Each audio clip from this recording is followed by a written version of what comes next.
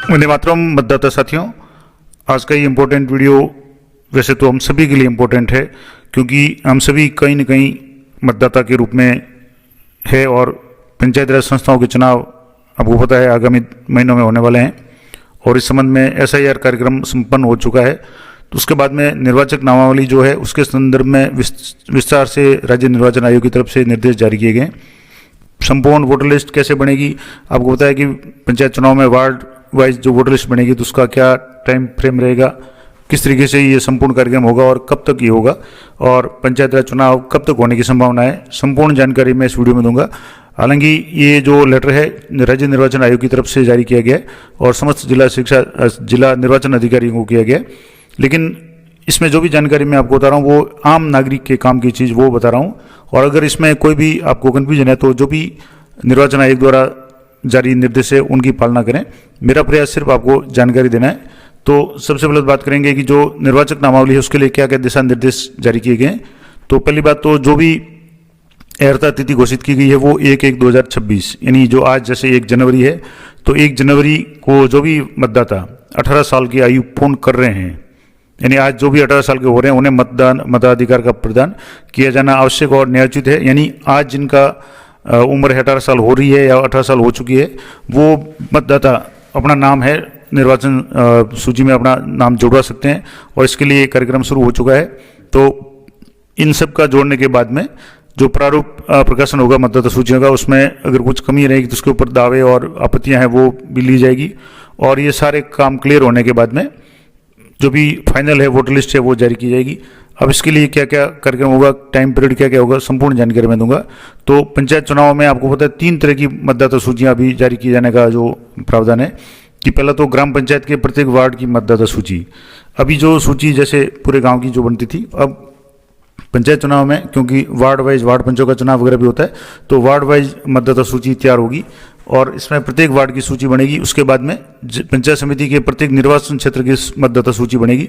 यानी अभी जैसे आपको पता है कुछ दिन पहले पंचायत समिति और जिला परिषद के जो भी वार्ड है उनका डिवाइडेशन घोषित हो चुका है, कौन कौन सी पंचायतें किस किस पंचायत समिति के कौन से वार्ड में आएगी और इसी तरीके से कौन कौन सी पंचायतें जिला परिषद के जो भी वार्ड होंगे जिनका एरिया बड़ा होता है उनमें 2, 4, 5, 10 पंचायतें छोटी है तो आ सकती है, तो उनकी मतदाता सूची होगी। हालांकि वो गांव की जो भी वोटर लिस्ट होगी उन्हीं की समय की एक तरह से होगी, तो ये तो होगा। अब इसमें क्या क्या मतदाता सूची किस तरीके से बनेगी और क्या क्या इंपॉर्टेंट जानकारी जो आम मतदाता के लिए जरूरी है या उपयोगी है वो मैं आपको बताऊंगा।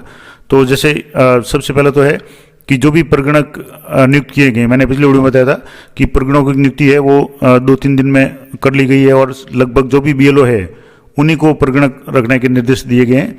तो जो भी प्रगणक मतदाता सूची तैयार करेंगे उसकी सूचना है प्रपत्र A1 में भर करके वो सूची यानी तैयार होगी वेबसाइट पे जैसे जो भी होगी उसमें, उसके बाद में उसका प्रिंट वगैरह होगा और सारा काम होगा। अब एक तो ये ध्यान रखा जाएगा कि इस जो भी प्रगणक है वो जो भी मतदाता सूची तैयार करेंगे उसमें एक से अधिक कोई भी निर्वाचक नामावली है उसमें 1 से अधिक वार्ड के मतदाता तो शामिल हो सकते हैं, लेकिन अगर अलग अलग वार्ड में विभाजित करने अब विशेष रूप से ये ध्यान रखा जाएगा कि किसी पंचायत के किसी वार्ड में उसी वार्ड के मतदाता सम्मिलित रहे, अन्य वार्डों के मतदाता नहीं। यानी जो भी वार्ड वोट लिस्ट बनेगी वो वार्ड वाइज बनेगी। अब जो इम्पोर्टेंट बात मैं आपको बता रहा हूँ कि इसमें क्या क्या विशेष रूप से जो जानकारी या काम की जो चीज़ें हैं। तो पहली बात कि अभी जो निर्वाचक नामावली तैयार करने के लिए पंचायत चुनाव हेतु भारत निर्वाचन आयोग द्वारा दिनांक 1/1/2025 की अर्हता तिथि के संबंध में तैयार विधानसभा की निर्वाचक नामावली जिसका अंतिम प्रकाशन 7/1/2025 को किया गया उसका उपयोग किया जाएगा। अब इसके बाद में जो अपडेटेड होगी उसका क्या होगा, तो अब इसमें इस जो सूची होगी पहले वाली उससे पता चल जाएगा कि कौन कौन से मतदाता किस किस वार्ड में है, इसके लिए ये सूची काम मिलेगी। लेकिन अब जो नई सूची तैयार होगी उसमें क्या होगा कि इसके अनुसार प्रत्येक मतदान बूथ पे सामान्यतः 1100 से अधिक मतदाता नहीं होने चाहिए। यानी जो भी बूथ बनेगा, यानी जो नई पंचायतें विघटित हुई है नए बूथ भी बनेंगे तो उनमें एक बूथ पे मैक्सिमम लगभग 1100 की संख्या होगी और एक जो भी पंचायत का वार्ड होता है उसमें औसतन 300 से 400 तक मतदाता होते हैं, थोड़ा बहुत कम ज़्यादा हो सकते हैं लेकिन एक एवरेज है।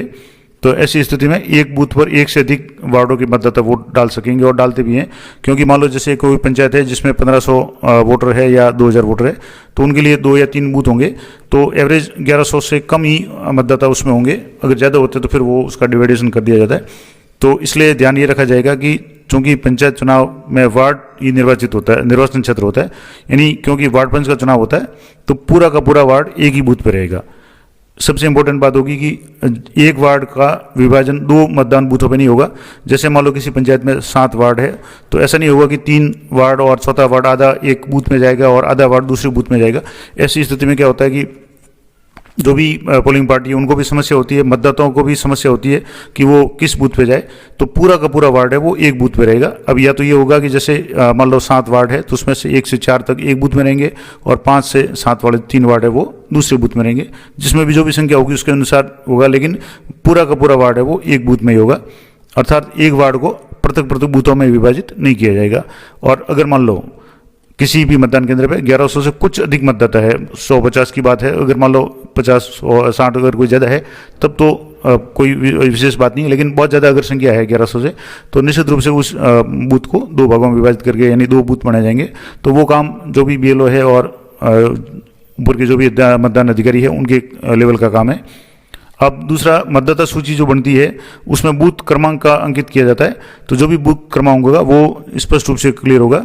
अब जो टाइम पीरियड क्या होगा, यानी जो प्रपत्र मतदाता सूची तैयार करने की तिथियां क्या क्या होगी, तो सबसे पहले तो प्रपत्र A1 को तैयार करने की अंतिम तिथि, यानी जो भी अभी जैसे BLO को काम शुरू कर दिया होगा या बहुत जल्दी ये प्रशिक्षण होने के बाद में प्रगणक है वो काम शुरू कर देंगे और उनको प्रपत्र A1 में, यानी जो भी मतदाता है उनकी एक लिस्ट है प्रपत्र A1 में आगे बता दूंगा, उसमें जो भी लिस्ट है वो 14/1/2026 बुधवार तक इनको तैयार करनी है।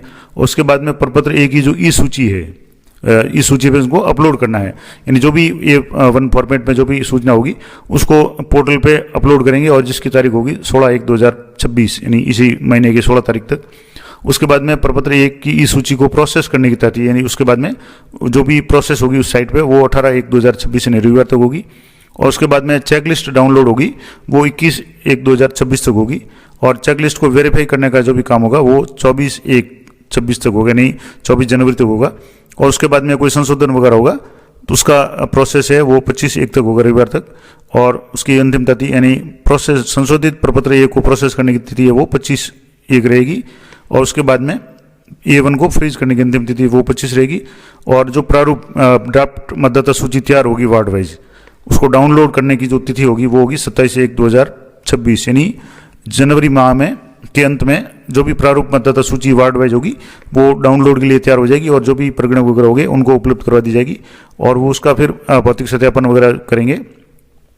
अब इसमें विशेष रूप से ये है कि पंचायत की जो वार्ड वार सूची होगी वो फोटोयुक्त होगी और फोटोयुक्त प्रारूप मतदाता सूची तैयार हो जाएगी। उसके बाद में उस पर मतदाता सूची के पृष्ठ भाग पे वार्ड के परिसीमन का विवरण वगैरह होगा और भी कोई जानकारी अगर छवि है तो उसको सही करने का जो भी है वो प्रोसेस होगा। अब जो इम्पोर्टेंट बात मैं आपको और आगे बता रहा हूँ जो मतदाता के रूप में आपके लिए जरूरी है, हालांकि ये निर्देश सारे सभी के लिए अधिकारियों के लिए वगैरह है, तो मतदाताओं के लिए क्या क्या काम की चीज़ें वो मैं बता रहा हूँ। तो मतदाता सूची एक बार जैसे बन जाएगी उसके बाद में निर्वाचक नामावली का जो प्रारूप प्रकाशन होगा वो 29/1/2026 यानी जनवरी माह के अंतिम दिनों में 29 तारीख होगा। और निर्वाचक नामावली का वार्ड या मतदान केंद्र पर पठन यानी मतदाता सूचियाँ जो भी निर्वाचक नामावली होगी यानी वोटर लिस्ट होगी वो वार्ड वाइज तैयार हो जाएगी और जो भी प्रगणक है उनको उपलब्ध करवा दी जाएगी और वो 31/1 शनिवार को अपने अपने वार्ड में जा करके उस मतदाता सूची को या निर्वाचक नामावली को जो भी मतदाता है उनको बताएंगे। उनमें अगर कोई कमी है तो उनको नोट करेंगे और दावे और आक्षेप अगर कोई है तो अगर आप मतदाता ग्रुप में है और आपका वोटर लिस्ट में नाम गलत है या और कोई कमी है तो उसमें दावे या आक्षेप अगर आपको प्रस्तुत करना है तो 7/2 यानी 7 फरवरी तक आप कर सकते हैं। उसके बाद में विशेष अभियान होगा वो 1/2 यानी रविवार को होगा और 2/2 यानी सोमवार 2 दिन विशेष अभियान होगा जिसमें ये सारे काम है वो वोटर लिस्ट संबंधित जो भी किए जाएंगे। उसके बाद में दावे आक्षेप का निस्तारण है वो 14 फरवरी तक किया जाएगा और पूरक सूचियाँ तैयार की जाएगी, यानी मान लो कोई बाद में भी नाम जुड़ते हैं तो उनका भी नाम है 21/2 तक हो जाएगा। और जो फाइनल वोटर लिस्ट प्रकाशित होगी वो होगी निर्वाचक नामावली का अंतिम प्रकाशन है, वो होगा 25/2/2026 बुधवार तक, यानी 25 फरवरी तक लगभग जो भी वोटर लिस्ट है वो फाइनल रूप में प्रकाशित हो जाएगी। अब जो मैं बात कर रहा था शुरू में, कहा था कि पंचायत चुनाव की जो संभावना है वो मार्च माह में बन सकती है, क्योंकि फरवरी माह में अंतिम दिन तक वोटर लिस्ट जो भी फाइनल होने का काम पूरा हो जाएगा और उसके बाद में चुनाव की प्रक्रिया है वो मार्च महीने में संभवतः है। अब ये सिर्फ संभावना बता रहा हूँ, बाकी जो भी निर्वाचन आयोग द्वारा जो भी जानकारी होगी, ऑथेंटिक जानकारी होगी, आप वही माने। अब इसमें जो इम्पोर्टेंट बातें थी कि निर्वाचक नामावलियों को दिनांक 1/1/2026 की अर्हता तिथि के आधार पर तैयार किया जाना है, और इसलिए जिस व्यक्ति का आयु 1/1/2026 को 18 वर्ष पूर्ण नहीं हुई है वो निर्वाचक नामावली में नाम सम्मिलित कराने के लिए पात्र नहीं होगा, यानी उनका नाम नहीं जोड़ा जाएगा। लेकिन किसी भी मतदाता या युवा का नाम अगर 1/1/2026 को 18 साल की उसकी उम्र हो जाती है तो वो अपना नाम है अभी जुड़वा सकते हैं, ताकि उनका फरवरी के अंत में जो भी फाइनल अंतिम प्रकाशन होगा उसमें उसका नाम शामिल हो जाएगा।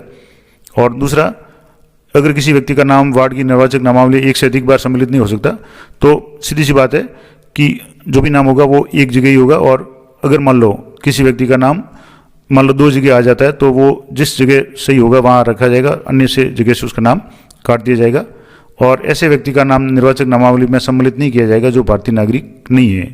तो ये कुछ है। इसके अलावा किन्नर यानी ट्रांसजेंडर और लिंग रूपांतरण यानी जिन्होंने अपना जेंडर चेंज करवाया है वो मतदाता अपने आप को स्त्री या पुरुष के रूप में प्रकट नहीं करना चाहें तो वे अपना लिंग है वो थर्ड जेंडर के रूप में वर्णित कर सकते हैं। तो ये भी इस बार मतदाता सूची में उनके आगे अगर वो चाहेंगे तो मतदाताओं के द्वारा छाए जाने पर उनके लिंग के कॉलम में उनके थर्ड जेंडर वो अंकित किया जाएगा। इसके अलावा प्रारूप मतदाता सूचियों में मतदान केंद्र या बूथ के विवरण का भी अंकन किया जाएगा। तो जो भी सूची होगी उसमें बूथ का भी डिटेल होगी कि मतदान केंद्र कहाँ होगा। तो ये कुछ इंपॉर्टेंट जानकारी मैंने आपको बता दी। खास करके जो टाइम फ्रेम जो है, शेड्यूल है, वो मैं आपको बता दिया कि फरवरी के अंत तक जो फाइनल वोटर लिस्ट है वो जारी हो जाएगी और उसके बाद है चुनाव की संभावना है। अब इसमें और भी है कि मान लो जैसे विशेष जो अभियान होगा मतदान केंद्र पर दावे और आपत्ति प्रस्तुत करने के लिए, जो विशेष अभियान होगा वो होगा 1, 2 और 2 यानी 1 फरवरी और 2 फरवरी को। तो इन पूरे 2 दिनों में जो भी बीएलओ या जो भी प्रगणक होंगे वो पूरे दिन प्रातः 9 बजे से शाम 6 बजे तक अपने अपने मतदान केंद्रों पर रह करके जो भी दावे आपत्तियाँ आएंगी उनको प्राप्त करेंगे और उसके शेष दिनों में आधा दिन यानी 2 बजे से लेकर शाम 4 बजे तक उपस्थित रहेंगे और किसी भी तरह की जो भी आपत्ति है उसका निस्तारण करने का प्रयास करेंगे। और जो भी आपत्तियां दावे हैं उसका निर्धारित समय 10 दिन है और 10 दिन के अंदर उनका है वो निस्तारण लगभग कर दिया जाएगा और फाइनल वोटर लिस्ट जारी होने के बाद फिर कोई भी आपत्ति स्वीकार नहीं की जाएगी। तो जो टाइम पीरियड दिया हुआ है उसका आप जरूर ध्यान रखें। इसके बाद जो भी मैंने आपको बताया ये सारा टाइम टेबल पहले से मैंने आपको बता दिया है। बाकी जो भी काम है वो सारे ई सूची डाउनलोड करने का वगैरह काम है, वो बीएलओ वगैरह उनका काम है। तो जो भी मतदाता के रूप में आवश्यक जानकारी या जो भी सूचना थी जो प्राप्त होनी चाहिए वो मैंने आपको बता दी। तो यहाँ से अब दोबारा एक बार आपको पूरी जो निर्वाचक नामावली या वोटर लिस्ट का काम होगा उसका पूरा टाइम फ्रेम आपको एक बार दोबारा बता देता हूँ। निर्वाचक नामावली के जो अहर्ता तिथि है यानी 1/1/2026 इसकी अहर्ता तिथि है। इसका मतलब हुआ कि जिस व्यक्ति की उम्र 1/1/2026 को 18 साल हो चुकी है वो अपना नाम जुड़वा सकते हैं। अब उसके बाद में जो भी प्रगणक होंगे उनके द्वारा प्रपत्र A1 है वो तैयार करने की तारीख होगी वो 14/1 होगी।